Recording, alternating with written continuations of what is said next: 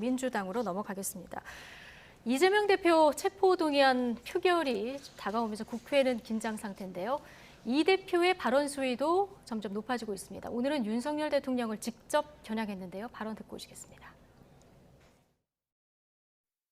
수사권 가지고 보복하면 그게 깡패지 검사겠습니까? 국가 권력을 가지고 장난하면 그게 깡패지 대통령이겠습니까?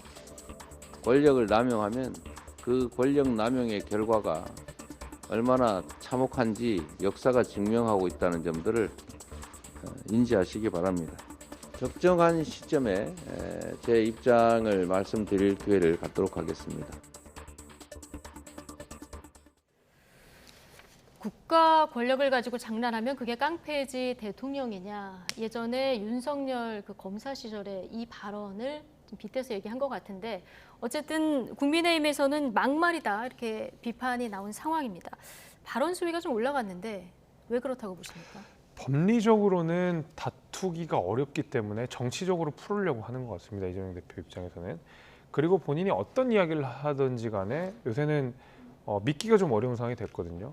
1년 전만 해도 불체포 특권 내려놔야 된다고 주장했던 이재명 대표가 지금은 그 누구보다 불체포 특권을 소중하게 생각하는 모습들을 보여주니까 입장이 이렇게 달라져 버렸다. 본인에 대한 수사가 턱 밑으로 오니까 불체포 특권을 포기할 수 없다. 이런 태도를 계속 보여주다 보니까 법적으로는 뭔가 할 수 있는 게 없고 그런 본인의 수사라든지 본인의 혐의 같은 것들을 계속 정치적으로 풀어내고 이것은 정치적인 탄압이다 이렇게 얘기를 해야 되니까 점점 수위가 올라가는 방식으로 정치적인 레토릭들을 구사하고 있는데요. 이재명 대표의 말은 사실 다 틀렸습니다. 일단 검찰은 보복을 하는 것이 아니고 수사를 하는 것이고요. 대통령도 장난하는 거 아닙니다. 누가 이걸 장난으로 보겠습니까? 이재명 대표는 검찰의 수사, 그다음에 구속영장 청구에 대해서 영장실질심사조차 받지 않고 어쨌든 체포동의안을 국회에서 맡겨놓겠다 이런 태도인 것이거든요. 저는 그런 의미에서 본인이 계속 이런 정치적 레토릭, 그러니까 정치적 수사들을 구사하고 있지만 실제로는 굉장히 마음속으로 초조할 거다 이런 생각이 듭니다. 네.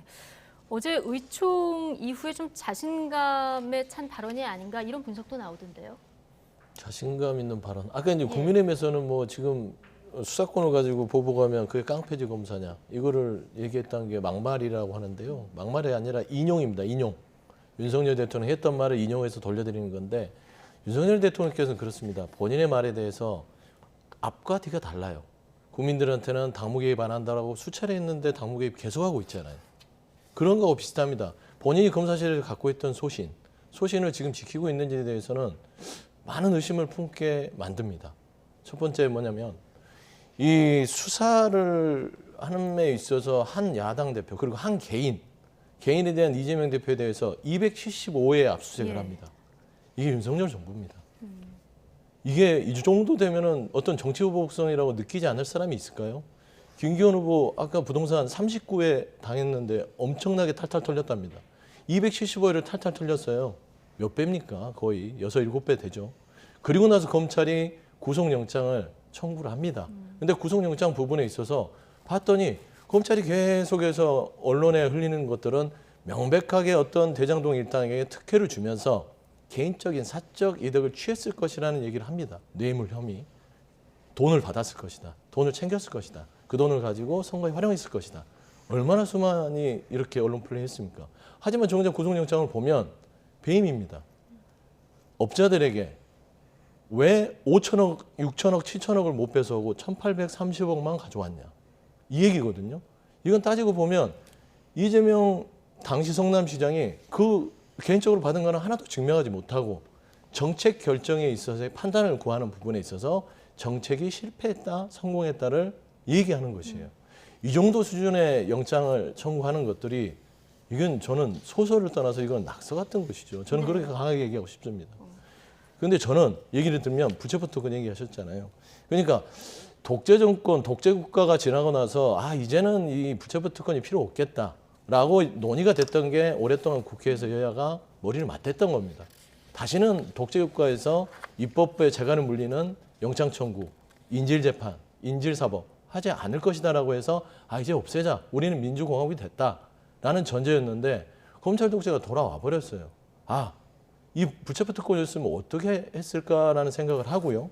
그다음에 구속영장 부분에서 한 가지만 얘기하면 예. 중요한 얘기인데 정말 다툼의 여지가 명백하게 다툼의 여지가 없을 만큼 명백한 증거를 가지고 영장을 청구를 했어야 됨에도 불구하고 10원 한 장 받은 거 증명하지 못했습니다. 그러면 이거는 재판부의 판단을 구해야 되는데 이거는 너무 정치행위가 강하다. 그래서 이재명 대표께서는 이제는 더 이상 입을 닫지 않겠다라는 결심을 하신 것 같습니다. 그래서 내일 기자회견도 한다고 하는데 자, 내용이 검찰을 비판하는 지금까지와 비슷한 내용이 될까요? 아니면 어떤 깜짝 선언이나 이런 것들도 있을까요? 깜짝 선언 뭐 다들 오늘 하루 종일 네. 기자분들께서 취재를 하시더라고요. 뭐 의총에서 발언도 있었고요. 네. 그런데 그거하고는 좀 상반된 것 같고요. 검찰에 대한 얘기 플러스 당에 대한 어떤 여러 가지 좀 비전이라든지 나갈 방향, 예. 뭐 민생 부분들 이거를 구체적으로 얘기할 것이지요. 본인의 어떤 일신의 어떤 뭐 위치 변화, 네. 그다음에 어떤 그 서른 의원이 예. 얘기했던 거치에 애매하게 대한 얘기했던 입장은 아니고 거치의 입장은 없습니다. 검찰 수사에 대한 기존의 입장 플러스 그래서- 뭔가 앞으로 당이 나가야 될 방향 예, 이 정도가 그렇습니다. 담길 것 같다. 네, 그렇습니다.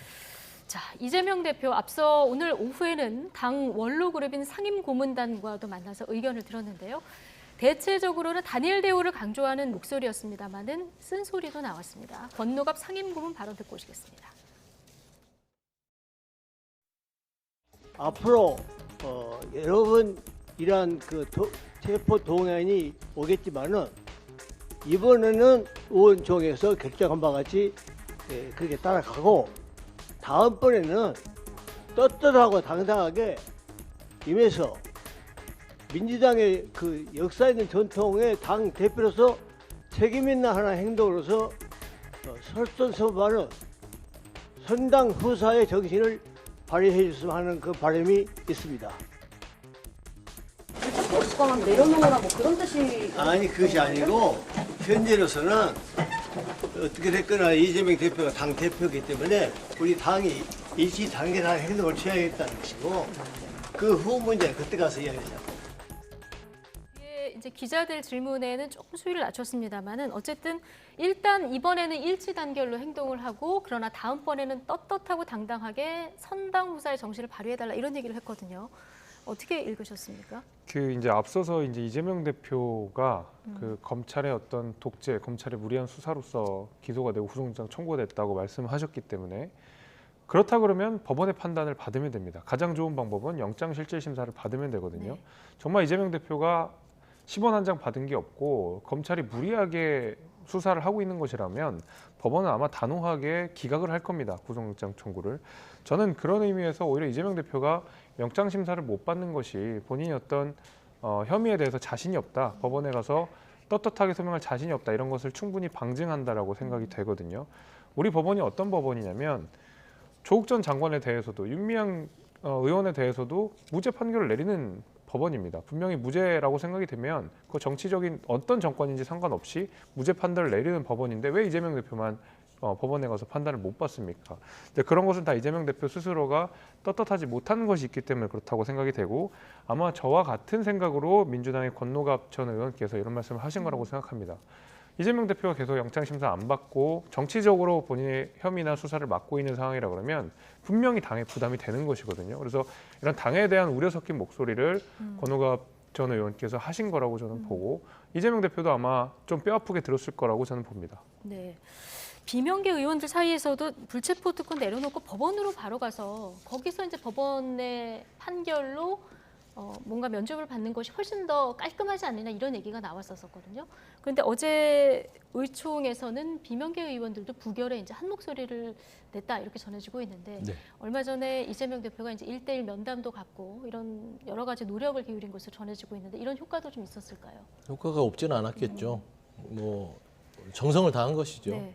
왜 그러냐면 비명계라고 칭해지는 의원들께서 쓴소리를 하시니까 오해하지 마시고 저 이러이러하게 결백합니다라고 설명을 하셨을 것 같고 그런 부분들이 아마 전체적으로 판단에 영향을 미쳤다고 보는데요. 예. 저는 가끔씩 그 몇몇 분들이 원외에서 뭐 김혜영 전 의원도 그러고 박지원 전 위원장도 그러는데 떳떳하면 나가서 영장 실질심사 받아라. 그 속편한 소리입니다. 왜냐하면 야당 대표에 대해서 구속영장, 인신을 구속하겠다고 검찰이 이 영장을 청구한 의도를 아예 무시하는 겁니다. 이러려고 하는 거예요. 떳떳하면 나가서 받아라. 근데 영장 발부는 법원이 하는 거잖아요. 법원이 하지만 보십시오. 이 법원이 영장을 발부를 하지만 이 영장의 주체는 검찰입니다. 검찰이 인신을 구속해서 조사를 하는 거 아니겠어요? 일단 검찰이 갖고 있는 건 영장으로 인신을 구속을 시키면 본인들의 판단을 받아야 될 어떤 그 범죄 혐의에 대한 부분의 인식이 우리 수사가 잘 되고 있어라는 걸 보여주기식이에요. 하지만 피의자의 방어권은 없어지죠. 이거는 꼭 이재명 대표뿐만 아니라 일반인도 마찬가지입니다. 그래서 영장에 대한 부분들, 압수수색이나 영장 부분들을 최소화해야 되는 것인데 그러면 이건 어떨까요? 검찰이 불구속 기소로 재판부에 넘깁니다. 그리고 그 판단은 법원에서 하는 것이죠. 그렇지 않겠습니까? 왜 본인이 이 본인들이 검찰이 주장하는 바를 영장 청구라는 부분으로 맞서서 뭔가 이득을 얻으려고 하는 이거는 정치적일 수밖에 없죠.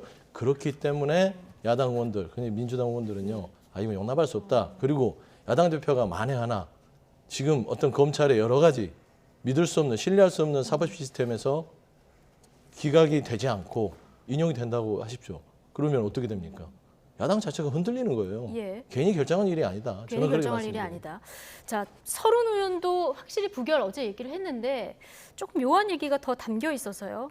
이재명 대표가 체포동의안 부결하고 나면 어떤 행동을 취할 것이다 이런 얘기를 했다고 하는데 이건 어떻게 해석을 해야 됩니까?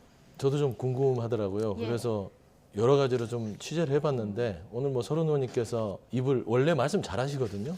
그런데 말을 아끼시더라고요. 이건 나중에 얘기할게 미안해라고 하시는데 제가 그냥 좀 개인적인 생각으로는 이재명 대표에게 얘기를 했을 거예요. 선당우사 차원에서 만약에 계속 이게 된다면 당대표직에 대한 어떤 거취를 얘기했을 것이고 거기에 대한 답을 어느 정도 들었다고 봅니다.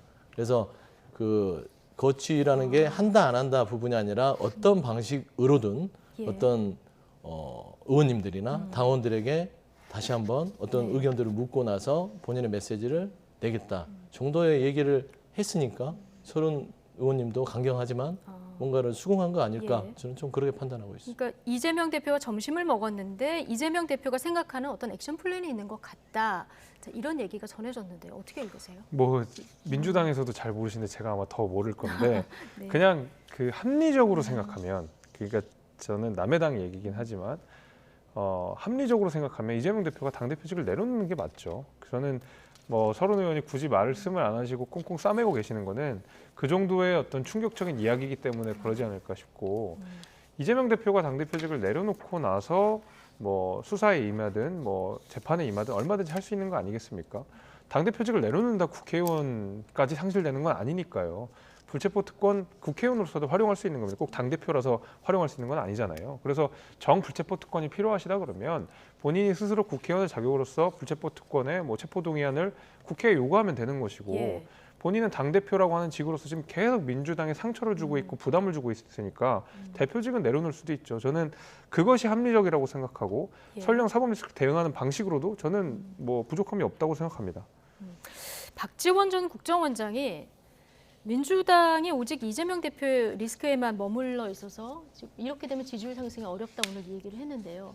얼마 전만 해도 이재명 대표가 김대중 전 대통령보다 훨씬 대단하다 이런 얘기를 했었는데요. 이 발언의 배경을 어떻게 보십니까? 지금 점점 이제 사법 리스크 검찰의 어떤 표적 수사가 더 심도 깊게 가다 보니 현상에 대한 설명을 하신 것 같아요. 그러니까 결국에는 검찰이 계속해서 언론 플레이와 야당 당 대표를 때리기 시작하니까 당 지지도 자체가 좀 정체된 부분은 현상이잖아요. 그런 현상에 대한 설명이라고 저는 생각이 들고요.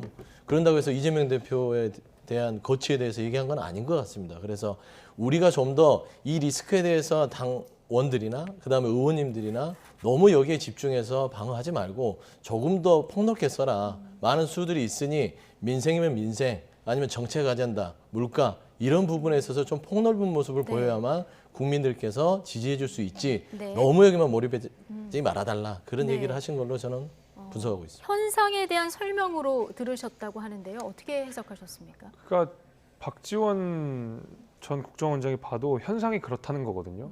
그러니까 민주당의 위기라는 얘기라고 생각이 됩니다. 사실 이재명 대표와 지금 현역 의원들 일부를 제외하면 민주당이 위기라는 사실을 모르는 사람은 없을 거라고 생각합니다. 심지어 민주당 지지자들 가운데서도 민주당이 지금 현재 위기다라는 생각을 다들 갖고 계실 거거든요. 그것이 하나둘씩 표출이 되는 것이고 은연중에 나오는 것이고 우회적으로 이야기하는 것이고 저는 그렇게 보고 있거든요. 이런 것들이 사실은 다 이재명 대표가 당대표직을 수행하기 어렵다라는 것을 이재명 대표에게 간접적으로 전하는 메시지라고 생각합니다. 직접적으로 이야기하기는 어려울 거거든요. 왜냐하면 다들 공천 문제도 있고 원로들이 직접적으로 이재명 대표 문제 있다고 얘기하는 순간 민주당의 어떤 방어 논리 자체가 다 무너지기 네. 때문에 은연중으로 이야기를 하고 있지만은 사실은 박지원 전 국정원장의 메시지를 어떻게 들여다봐도 이재명 대표가 당에 부담을 주고 있다는 것은 누구나 다 해석할 수 있거든요. 저는 그런 부분들을 박지원 전 원장이 지적했다고 봅니다. 예. 한동훈 장관이 구속 사유 설명하려고 이제 곧 국회에 올 텐데 오늘 박범계 전 법무부 장관 의원이 체포동의 검사처럼 설명을 좀 안 했으면 좋겠다 이런 얘기를 했더라고요. 네. 뭐 저도 똑같은 얘기를 하고 싶어요. 저번처럼 노은혜 의원 어떤 체포동의안에 대한 뭐 안건 취지를 하는데 뭐 바스락하는 이런 돈 봉투 소리 얘기를 하는데 그거 좀 지나치잖아요. 그래서 저는 그런 얘기들 말고 취지만 설명하셨으면 좋겠고 또 굳이 제가 봐서는 그렇게 하지 않으실 거예요.